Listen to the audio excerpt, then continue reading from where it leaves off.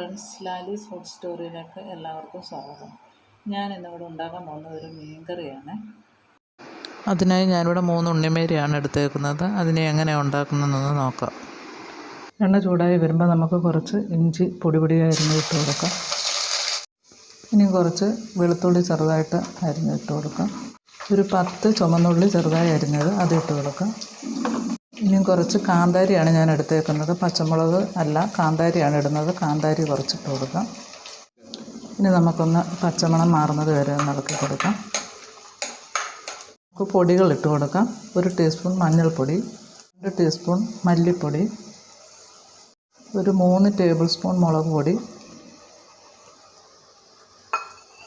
4 teaspoon ഉലുവാപ്പൊടി. പൊടിയുടെ പച്ചമണം മാറുന്നത് വരെ ഒന്ന് ഇളക്കി കൊടുക്കാം.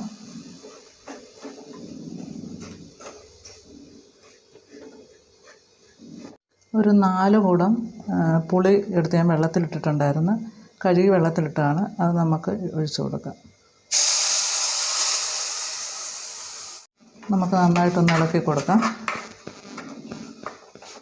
ഇനി ആവശ്യത്തിന് ഉപ്പുകൂടി ഇട്ട് കൊടുത്ത് നന്നായിട്ടൊന്ന് ഇളക്കി കൊടുക്കാം. ഇതിനുള്ള വെള്ളം കൂടി ഒഴിച്ചു കൊടുക്കാം. ഇനി നന്നായിട്ടൊന്നുകൂടെ ഒന്ന് ഇളക്കി കൊടുക്കാം.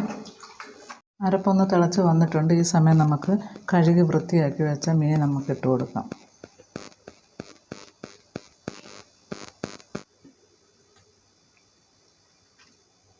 ഇനി ഒന്ന് ചെറുതായിട്ടൊന്ന് ഇളക്കി കൊടുക്കാം.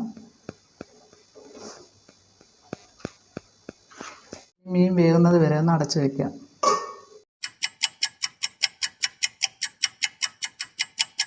നമുക്ക് നോക്കിയാലോ മീൻ കറി വെന്തോന്ന്.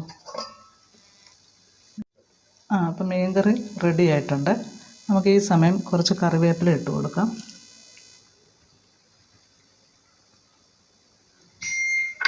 ഇത്തിരി പച്ച വെളിച്ചെണ്ണയും കൂടെ ഒഴിച്ച് കൊടുക്കാം.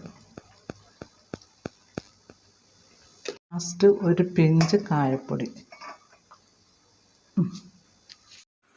അപ്പം മീൻ കറി ഇവിടെ റെഡി ആയിട്ടുണ്ട്. വീഡിയോ ഇഷ്ടമായാൽ ലൈക്ക് ചെയ്യുക, ഷെയർ ചെയ്യുക, സബ്സ്ക്രൈബ് ചെയ്യുക. Thank you.